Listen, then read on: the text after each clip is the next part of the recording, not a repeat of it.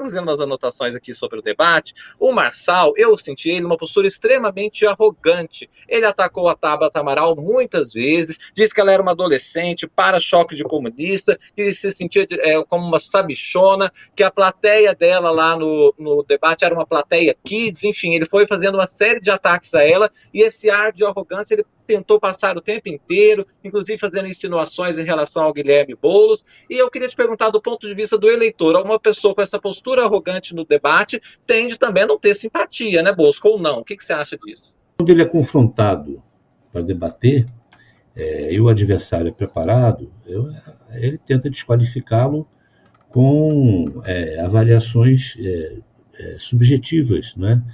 E sempre tentando colocar aquele no patamar da arrogância, porque isso alcança o público mais carente de soluções e que está sempre à espera, né, de alguém que venha salvá-lo e tal. De toda forma, eu acho que essa coisa de ser candidato de antissistema já foi em certo tempo, o Hans deve se lembrar disso, a Daisy também, em certo tempo isso já foi assim, uma coisa muito romântica, né?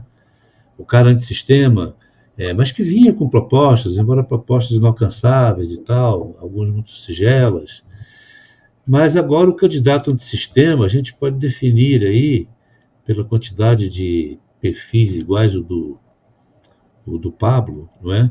Que são candidatos antissistema judicial, e por razões muito coerentes. O pessoal tá bravo aqui com você, Bolso, dizendo que você já está dando como certo que o Pablo Marçal não vai para o segundo turno. É isso mesmo? Você acha que o Pablo Marçal acaba ali no primeiro turno e vai ter que apoiar alguém para frente? Eu acho que essa eleição vai ser decidida entre Boulos e Nunes. Não tenho dúvida disso. E aí o Pablo Marçal vai ter que ter os seus apoios, e aí, no caso, mais próximo do Nunes, imagino. Né? Do Boulos de jeito nenhum, vai ser o Nunes, né? Não, acho que vai ser para o Nunes, e acho Sim. que a Tabata vai para o Boulos, talvez, né? Mas eu acho que o Pablo Marçal tenta tirar essa casquinha no Bolsonaro, né? Acontece que essa disputa está entre Bolsonaro e Lula. É os dois que estão disputando São Paulo, né? Então, o eleitor do Bolsonaro sabe quem é o candidato do Bolsonaro. É aquele que o Bolsonaro botou na chapa o seu vice. Não tem a menor dúvida disso. E, além disso, tem aquela leitura posterior. O Nunes, se reeleito, né, ele vai governar com o Tarcísio Freitas. Então, o eleitor de direita, evidentemente, está atento a isso, né? Então, eu não vejo muita chance para os demais candidatos. Eu nem falei aqui do Datena e tudo, mas eu acho que essa eleição vai ser entre esses dois aí.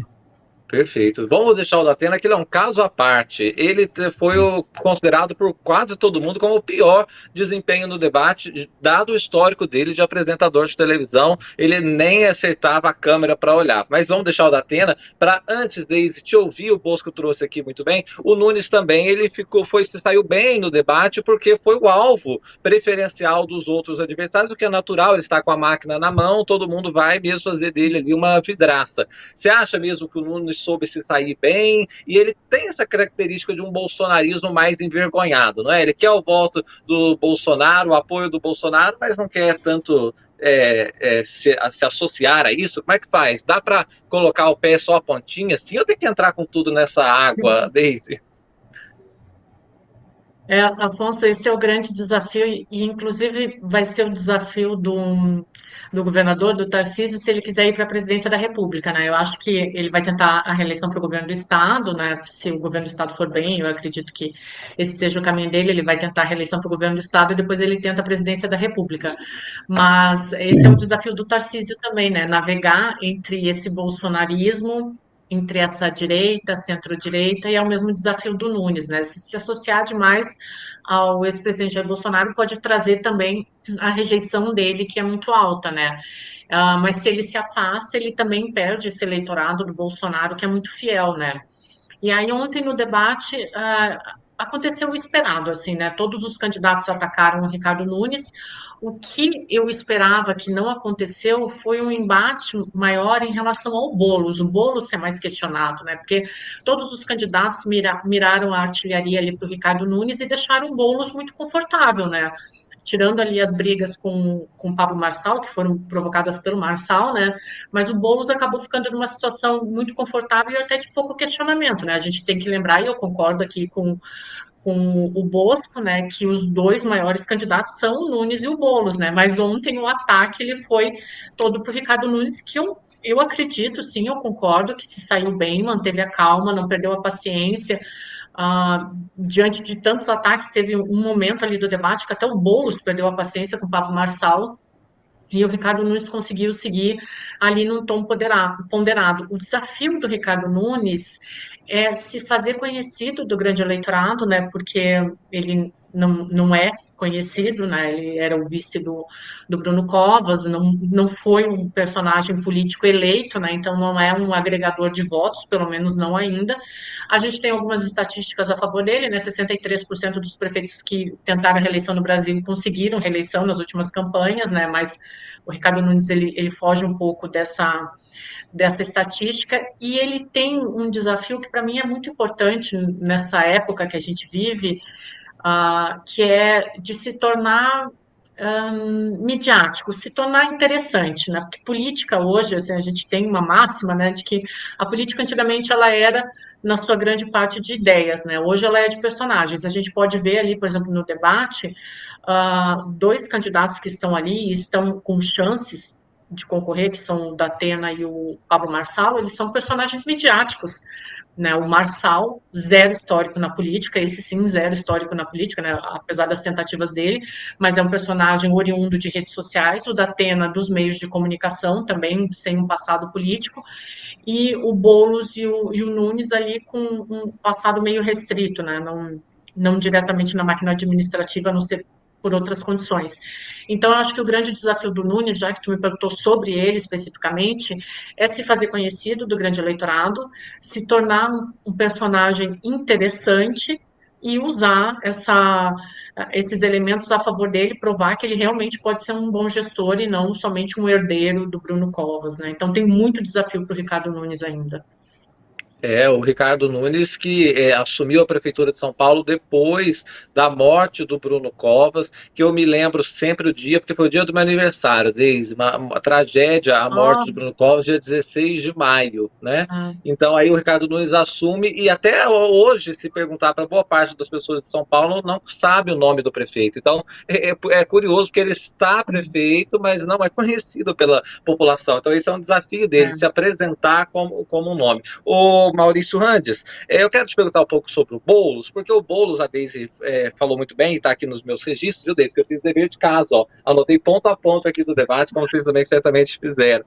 E quando ele foi interpelado, o Datena e o Pablo Marçal tentaram colocar uma pecha nele, aquela pecha de invasor de propriedade, etc., mas foram além. Falou, você apoia grupo terrorista, você não é democrata, porque você tem uma visão, fica titubeando em relação à Venezuela, quero saber a tua posição em relação ao Maduro, você apoia esse ditador e etc.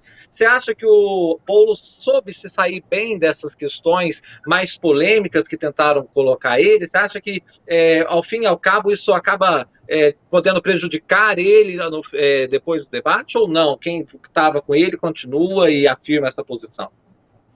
Eu penso que afeta pouco. Em primeiro lugar, né, Afonso, porque a gente sabe que a influência que esses debates realizados às 22 horas e 30 minutos na mudança, na percepção do eleitorado, é muito pequena, né? A influência desses debates não é nessa eleição, não foi esse debate de São Paulo, ontem foram os debates em várias capitais. Nós sabemos que o debate entre os candidatos influi muito pouco. Ele é muito mais para energizar a sua própria base de apoio, a sua militância. Então, essas acusações contra Guilherme Boulos, elas vão estar sempre presentes. E, não obstante elas estarem já presentes, elas já serem conhecidas de uma boa parte do eleitorado, ele está disputando o primeiro lugar com o prefeito em exercício, né? Um prefeito que muitos acham tem um certo favoritismo, mas pode ser destronado, pode ser derrotado. Por quê? Porque 67% da opinião pública ouvida nessa última pesquisa da Datafolha acha que ele, como prefeito, fez menos do que o esperado. Como você mesmo lembrou, Afonso, uma boa parte da sociedade, da população da capital de São Paulo nem o conhece. Apenas 26% é o índice dele de ótimo e bom. Então, é um prefeito que não é esse carisma, então é um prefeito facilmente derrotável, embora reconheçamos quem está sentado na cadeira, como disse Daisy, né? Quando você olha a estatística ao longo, em todo o país e ao longo de algum tempo, você sabe que 2/3 dos prefeitos são reeleitos, mas ele pode sim sofrer uma derrota. Essa eleição, ela tem um pouco de mais do mesmo, né? Desse Brasil polarizado, desse Brasil que nem sempre para prestar atenção no conteúdo político do cardápio que está sendo oferecido a ele naquela eleição. Então, acho que é possível, sim, o resultado de favoritismo do prefeito não se consume. E acho que essas acusações contra Guilherme Boulos, elas já são conhecidas, elas vão existir, vão estar sempre por aí, e evidentemente que elas não vão diminuir a intenção de voto daquelas pessoas que já estão propensas a votar nele, né? Basicamente, nós temos uma cidade dividida, como está o Brasil dividido, e aí vai ter, no campo do centro e do centro-esquerda, as candidaturas de Boulos, de Tabata e de Datena, e disputando o campo da direita e desse populismo reacionário, nós vamos ter Ricardo Nunes, que ontem, né, vacilou um pouco nessa coisa de se apresentar como um candidato ligado a Bolsonaro, para, dizem os seus estrategistas, né, não trazer para si, não atrair para si algum desgaste que Bolsonaro tem. Mas eu concordo com a primeira observação de Bosco na abertura do nosso segunda chamada. Essa eleição de São Paulo não tem como refletir também a polarização nacional entre o presidente Lula e o ex-presidente Bolsonaro. Mas o fato concreto é que na disputa desse eleitorado de direita, desse eleitorado conservador, Ricardo Nunes e Pablo Marçal vão disputar esse eleitorado. Eu acho até que essa ideia de Tabata, de que ela tenta se apresentar como a única candidata, a única candidatura que pode dialogar tanto com o governo federal, com o presidente Lula, quanto com o governador Tarcísio, na verdade eu acho que esse discurso não vai calhar. Ela tende a ficar espremida. E concordo também com o Bosco, ela está lançando uma candidatura muito mais para se fazer conhecida, para afirmar a posição, mas não só as pesquisas que lidam com apenas 7%, mas a própria experiência que ela ainda está adquirindo, né? Está fazendo um bom mandato de deputada federal e não tem nada a perder, está disputando essa eleição muito mais para afirmar uma liderança, para se fazer conhecida. É uma eleição, é uma candidatura muito mais almejando o futuro do que a expectativa concreta de ganhar essas eleições agora em 2024. É isso, Bosco. O Boulos foi bem. Ele, inclusive, não caiu na provocação do Pablo Marçal, que estava fazendo várias insinuações com ele. Ele não respondeu às provocações e seguiu adiante. Você acha que foi uma boa estratégia do Boulos nesse sentido? E esses temas que mais delicados, ele faz bem em passar para frente? Afonso, em primeiro lugar, é o seguinte: depois da Daisy e do nosso Randes, eu vou botar aquele velho salvo engano antes das minhas previsões, tá? Salvo engano, sem nada se mover, é porque é o seguinte: o que eu tive vendo no debate é o seguinte: eu acho que o Nunes, o desempenho do Nunes foi aquele que era o esperado por todo mundo. Ninguém esperava mais do Nunes ali, né? E o Nunes, ele hoje, as chances dele são menos pelo desempenho dele como gestor e também menos pelo desempenho dele como político, porque ele não tem essa coisa política, né? Essa pegada política, e muito mais por ele ser identificado como candidato efetivamente da direita, né?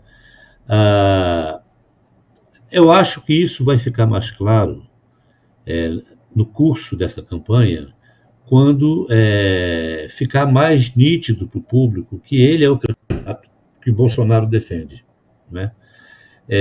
Isso vai ficar mais claro.